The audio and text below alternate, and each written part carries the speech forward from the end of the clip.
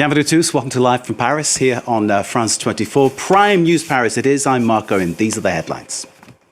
Wildfires rage on in California, vast areas of Los Angeles under threat as high winds whip up the flames and help them to spread. More and more people fleeing their homes in the path of the blaze. We'll be live to our correspondents at the scene. France has warned Donald Trump that an annexation of Greenland would be a violation of EU borders that could not be accepted. The US president refused to rule out military action to achieve his latest aim. A month since the fall of Bashar al-Assad, the UN is warning Syria and the international community to get it right. There's still doubt over the capabilities of the rebel leadership to take the country to the next phase in its democratic development. This is Prime News Paris.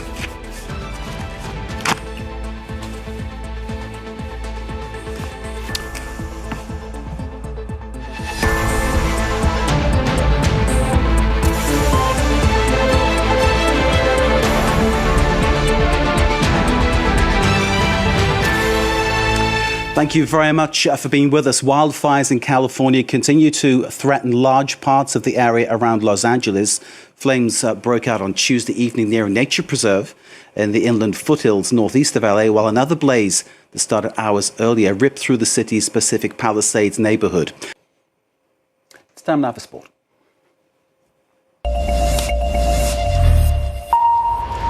Lena Sykes joins us in the studio. Very good evening to you. Starting with the news that certainly took me by surprise, but perhaps not you because you're in the know. The French soccer manager, most successful of all time, Didier Deschamps, has decided to stand down, but at the end of the 2026 FIFA World Cup. That's right, Mark. There had been some talk about this potentially being the case. He's obviously been the longest serving manager in French footballing history.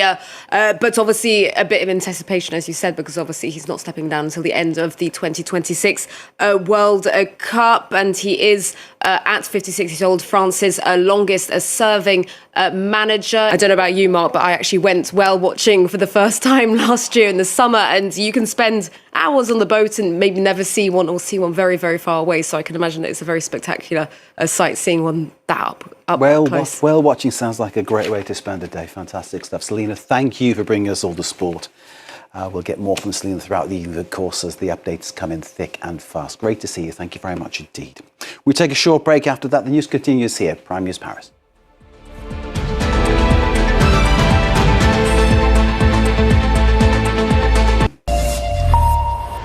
Welcome back to watching Prime News Paris. I'm Mark Owen. These are the headlines. Wildfires rage on in California. Vast areas of Los Angeles under threat as high winds whip up the flames and help them to spread. More and more people are fleeing their homes in the path of the blaze. France has warned Donald Trump that an annexation of Greenland would be a violation of EU borders that could not be tolerated. The US president is refusing to rule out military action to achieve his latest aim. A month since the fall of Bashar al-Assad, the UN is warning Syria and the international community to get it right. There's still doubt over the capabilities of the rebel leadership to take the country to the next phase in its democratic development.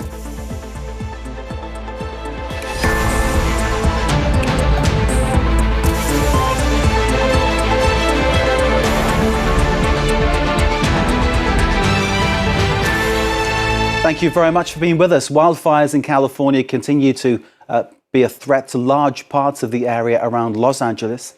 Flames breaking out on Tuesday evening near a nature reserve in the inland foothills northeast of the city, while another blaze that started hours earlier ripped through the city's Pacific Palisades neighborhood. A third wildfire started later and prompted evacuations in Sylmar. Truth or Fate now, joined by Kathleen and Marchand-Debrah over by the big board. Good evening to you. The question we start with is, was the German Foreign Minister Annalena Baerbock blurred from the official photos of her visit to Syria? Tell us more. Well, Mark, for the past 2 days at least, accounts with thousands and even millions of followers have claimed that the Syrian media outlets linked to the government have blurred out the German female foreign minister in images of her state visit to Syria. Here's one example. Many were pro-Russian accounts claiming Syrian. This remains to be seen. Well, let's hope that they're as good as their word, at least on that one, because that is something that, of course, would be a massive change and a well-appreciated change throughout. Catalina, thank you very much indeed. Presuming, of course, that France make it to the finals. Of course they will. Who will replace him? Zinedine Zidane, Thierry Henry? Watch this space. We'll see it as it develops. More news to come after a very short break. Stay with us.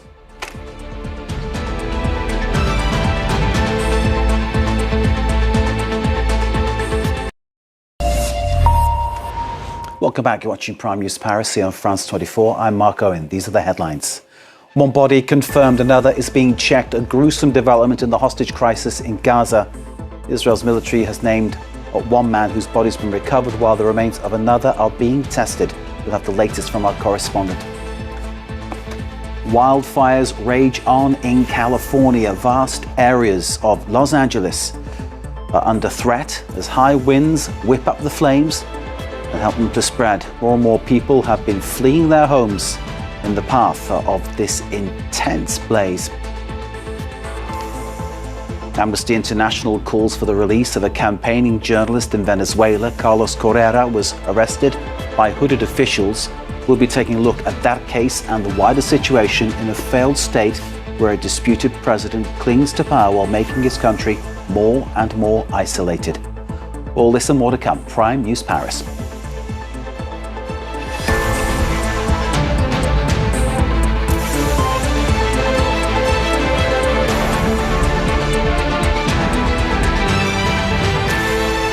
Thank you very much for being with us. The situation regarding the hostages in Gaza is where we begin. And of course, this has been a big issue ever since 250 people were snatched during the Hamas incursion into southern Israel, which is on October the 7th of last year, or the year before rather. That situation, of course, has been prolonged by the difficulty of actually getting those hostages released. And Benjamin Netanyahu, of course, has paid a heavy price in terms of his popularity. It's time now for Focus.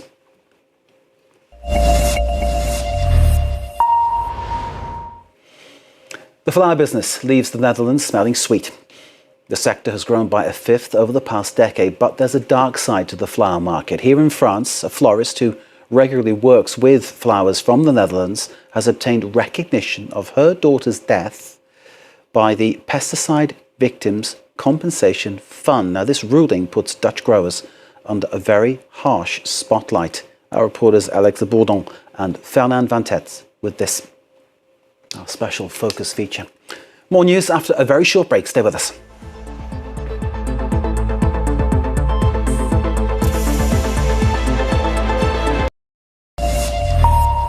Welcome back. This is Prime News Paris. I'm Mark Owen. These are the headlines. Wildfires rage on in California. Vast areas of Los Angeles are under threat as high winds continue to whip up the flames and help them to spread. More and more people are fleeing their homes in the path of the blaze. France warns Donald Trump that an annexation of Greenland would be a violation of EU borders that couldn't be accepted. The US president refuses to rule out military action to achieve his latest aim. One body confirmed, another is being checked. A gruesome development in the hostage crisis in Gaza. Israel's military has named one man whose body's been recovered, while the remains of another are being tested. This is Prime News Paris.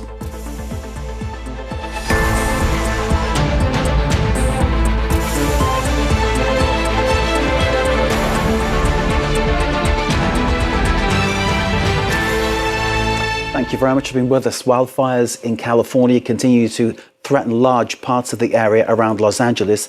Flames broke out on Tuesday evening near a nature reserve in the inland foothills northeast of the city, while another blaze started hours earlier and ripped through the city's Pacific Palisades neighborhood.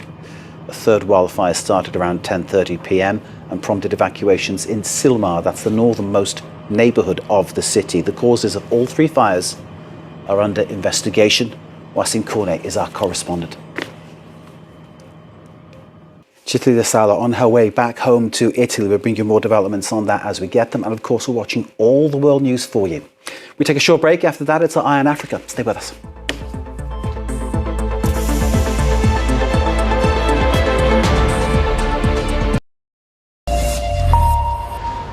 Thanks very much for staying with us. Time now for Eye on Africa with me, Georja Smith. Tonight, the paramilitary on one side of Sudan's devastating war is officially accused of genocide by Washington.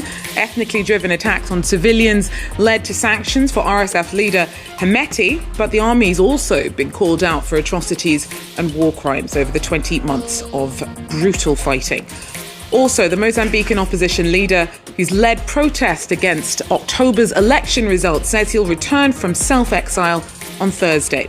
Hundreds of Venancio Mondlane's supporters have been killed in police crackdowns, and he says he'll be back ahead of the inauguration of the president that he says stole the polls. And Algerian conservationists are pushing for more protections for a national treasure. The goldfinch holds a particularly precious place in the country's heart, but that also means it becomes the target of illegal hunting that threatens to silence the wild bird's song. But first, the world's biggest humanitarian disaster continues to claim victims as the war in Sudan drags on. On Wednesday, 20 months on since the conflict began, and the US called the actions of one half of the conflict genocidal and slapped sanctions on its leader. Mohamed Hamdan Daglo, known as Hemeti, leads the RSF paramilitary forces that have been battling the army for control of the country since April 2023. The army's also been accused of atrocities in a war that's cost a conservatively estimated 150,000 lives since it began. Our Olivia Bizot tells us more. Well, that's it for Eye on Africa for now. Thanks for joining us, though. We'll be back in about 40 minutes with more news from across the continent. Till then, take care.